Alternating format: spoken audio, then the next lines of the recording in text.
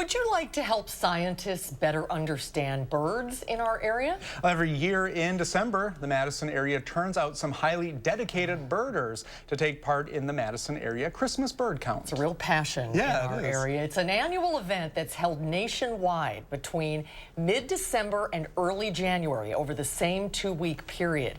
Volunteers count and tally birds to see which species are found here during the winter season.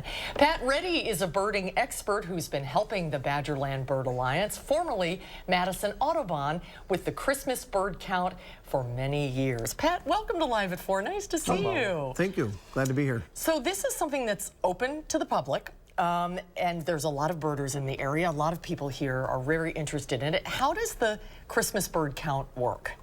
Well, there's a coordinator, and that's Brenda from Madison Audubon. And she gets all the people, a couple months ahead to commit to doing it.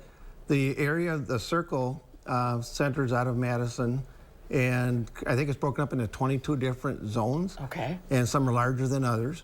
And I carry one in the northwest area, north of Middleton. And so I've been doing that one, that particular one, for about the last 5 or 6 years. I've been doing bird counts since the 1980s, though. So you just write down what you see? Yes. Yeah, keep track of what species and how many. Nowadays, I use my cell phone and do it on eBird, and I don't have to write so much. Yeah. I can just do it that way. And then at the end of the day, I can compile all that into a trip list and send it to Brenna. Oh. My sister loves that app. She uses it quite frequently.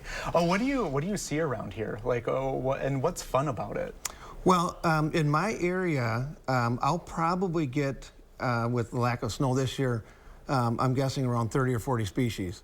The whole count will probably, they end up with about 90 species, or 94 or 5 or so, right, for everybody in the whole circle.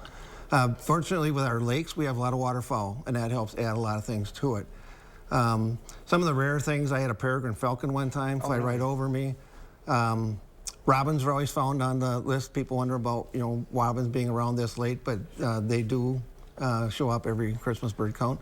Last year, I had a field sparrow in my backyard. It wintered the whole time, and I got it on the CBC for Madison. I emailed it in because I knew it was there throughout the day. So there's always some surprises every year. Why is it important to do this? Well, the whole thing is started by National Audubon, and it's a way of tracking bird numbers throughout the whole time, 123 years now. And they can find certain species are declining, and they're trying to figure out exactly why the decline would be caused and what might possibly be done to help those species to be a rebound. And especially with climate change and everything else going on. Right. It's affecting migration patterns. Yeah, we used to have snow all the time during the CBCs, and now it's maybe half the time. Yeah. Oh, it sounds like it brings a lot of people out, a lot of people who enjoy the camaraderie and the sights and everything. It does, but you have to do it whether it's 10 below or 40 That's above. the key. So all kinds of inclement weather, but most of the time the weather's pretty decent, and we get out and walk part of it as well as drive around and look at birds. So they want both miles walking and driving. So do you need to have a lot of experience or consider yourself a bird expert? Yeah, well, you wouldn't say you have to be an expert, but you have to be able to identify, the most common winter birds that would be around. So. Very good. Well, thank you for telling us all about this. This is great. Best of luck this weekend. Let's let everybody know the Madison Area Christmas Bird Count is this Saturday, December 16th from 6 a.m. to 4 p.m. Volunteers are meeting at Spring Pond Trail in the UW Arboretum. And then, Pat, you get assigned your circle from there. Is that how that works?